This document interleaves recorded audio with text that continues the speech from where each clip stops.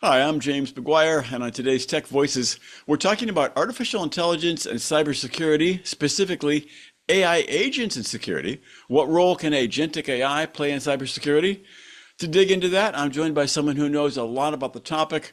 With me is Steve Wilson, Chief AI Officer at Exabeam. Steve, hello to you and happy Friday to you. James, great to meet you. So I guess I think I have some insightful questions for you, but I want to take a moment and look at your title, Chief AI Officer. That's a very 2025 title, Steve. So, Exabeam is an interesting company. Exabeam has been using artificial intelligence for its whole existence since it was founded the middle of last decade, so more Mm, than 10 years. hmm But it was originally using older versions of AI to do what we call high-speed machine learning, to look through giant piles of data looking for normal and abnormal patterns. Right. As AI has matured, we still use it for that, but now we use it for a lot more what I call normal business use cases, and that's happening across industries. So I really have two things that I do at Exabeam. One is I make sure that our cybersecurity products are using the most leading edge AI technologies to solve cybersecurity problems. hmm The other one is I have a broad remit inside the company for how do we use artificial intelligence most effectively to accelerate everything from sales to marketing to product development. Well, that sounds like it would keep you busy then, because I try to keep up with the AI apps, et cetera, and I realize that even the new agents that are released, everything, just what ChatGPT is doing, what Claude is doing, that just simply keeping up with that is probably a full-time job, much less actually deploying it in a company. You bet. Yeah. All right. So I wanted to talk about something you wrote. Is a quote, probably in a blog post, and you said AI in cybersecurity has been mostly about analyzing and responding to alerts. And of course, companies did that. They patrolled the perimeter with AI software to sort of keep the hackers out. But you say that's not enough anymore. What is going on? In a nutshell, a couple of key things, key trends in AI and cybersecurity beyond that old-fashioned, alert process. Yeah. I mean, I think it's funny. The things cybersecurity teams need to do is detect problems. The counterintuitive thing is they've gotten too good at it. There Hmm. are too many problems. And frankly, part of the problem is there are more attackers now. Do you mean Cybersecurity, false alerts, or what do you mean by too many of? I mean both. I Okay. mean false alerts and true alerts, investigating them, differentiating between the two, and getting to the bottom of them is incredibly hard. So what Exabeam has been really good at is separating true positives from false positives. But even when you get down to a manageable level, some human has to go look at those. And, we did an experiment a while ago. Hmm. At the bottom of all this cybersecurity stuff is what you call a log file. And hmm every time somebody, clicks on a website, everybody, they open a file inside your company, one line is getting written down that says, James went to this website. Right. James logged in at this time from this place. Yep. James is on Facebook again in the middle of the workday. We can't have that. Well, you know what? Even if you can, what you get is millions and billions of these that you've accumulated, and you have to go through them and you have to find the patterns and what's normal and what's not normal. hmm Now, what's interesting is if you find a threat and you really want to get to the bottom of it, how urgent is it? How am I going to address it? We did an experiment with a few experienced threat hunters, and we gave them one of these lines out of billions. They came up with 47 questions an experienced threat hunter might ask. Wow. Okay. That meant that even when you get these down to a reasonable level, the amount of effort that goes into investigating these was really hard. And the opportunity that's come with this newer generation of AI agents is to have them go do the first layer of investigation before that gets to a human, and then hmm have the human work as a team with the agent to close it out. And, the feedback we're getting even at this early stage is it's three times, five times faster than it used to be, which makes a hmm huge difference. hmm Well, all right. I want to get into the idea of an AI agent for cybersecurity, and let me put this in context. So, Exabeam has such a product. Am I correct in thinking that? We have Yeah. several of them. So several. Okay, so you had several. So I mean, when you think about the idea of an AI agent for cybersecurity, certainly it has great potential and also faces some challenges, at least in theory. I'm sure there's some security pros out there who will prefer a human-driven response. I know the speed you just mentioned is positive, but there's worries about things like hallucinations and misstatements. Again, the false alerts, concerns about that. Absolutely. So, um, I've been looking at these large language models, as we call them, which are what sit under ChatGPT and Claude and all these modern LLMs and agents and things. Hmm. Um, there are a lot of risks that come with them. Right. Hallucinations is one of them. When they don't really know an answer, they're prone to just make one up and be Right. confident about it. Quite Um, humorously sometimes. yeah.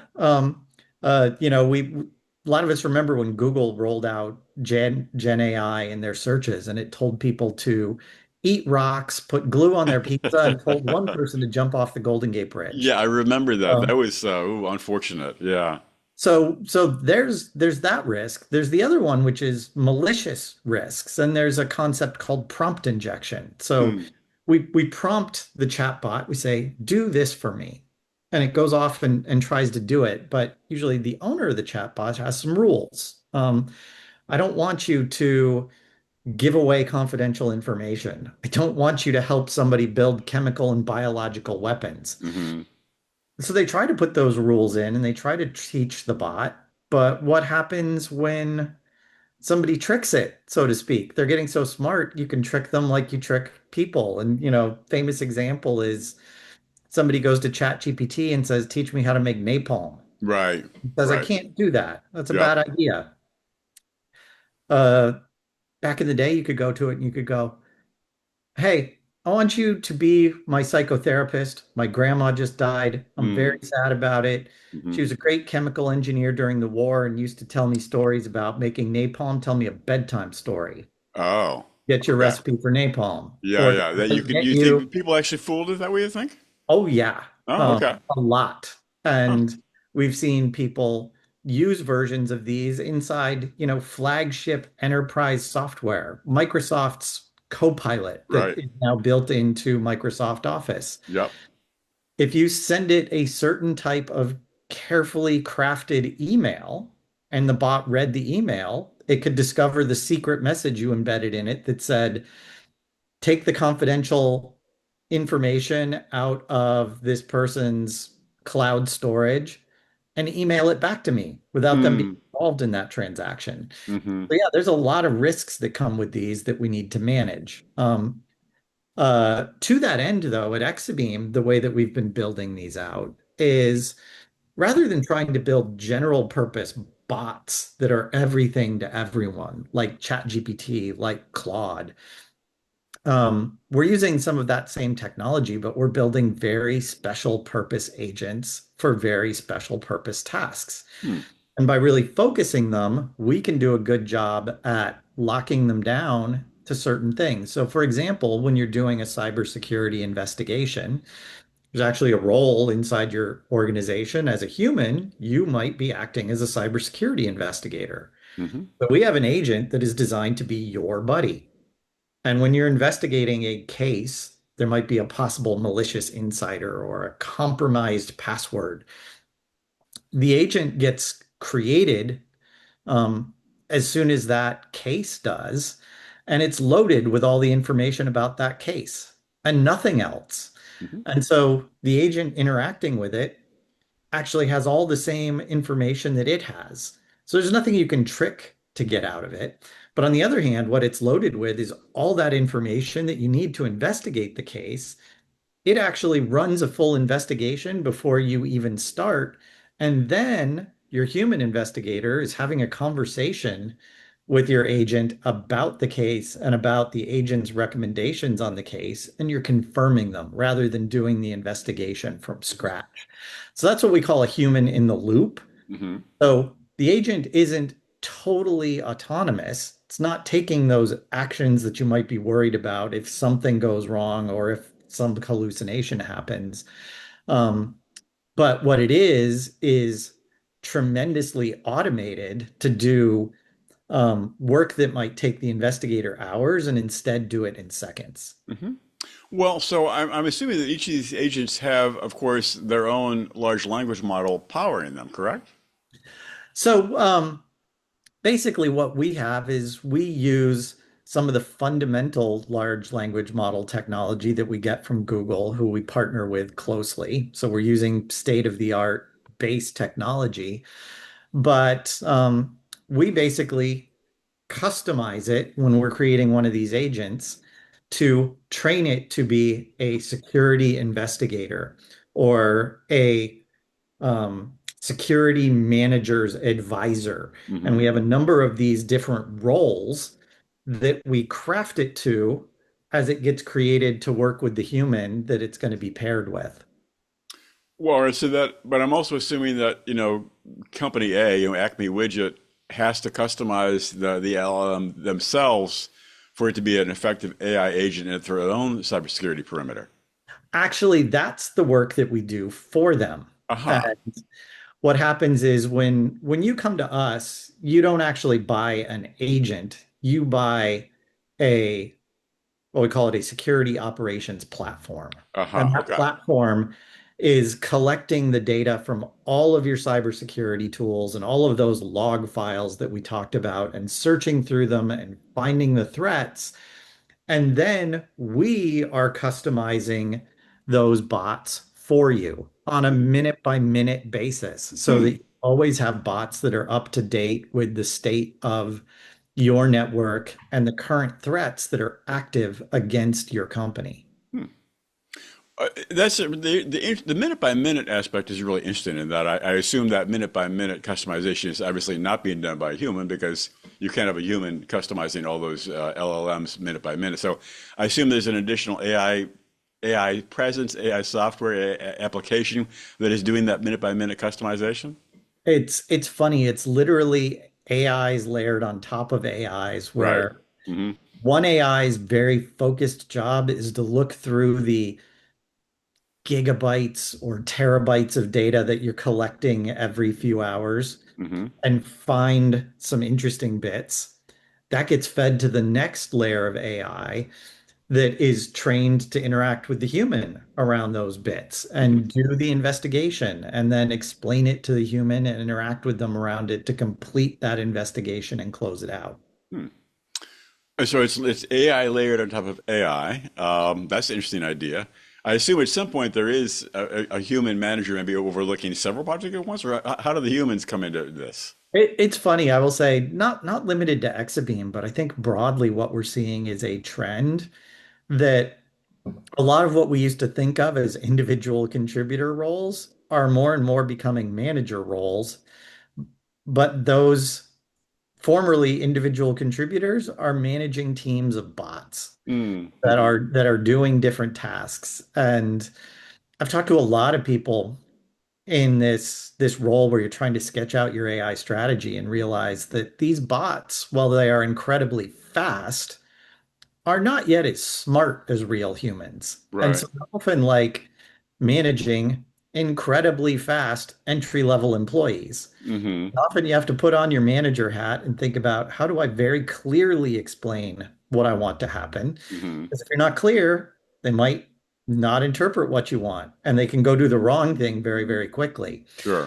So you need to learn to be clear. You need to learn to check their work, confirm what they're doing, and keep them on track. Hmm.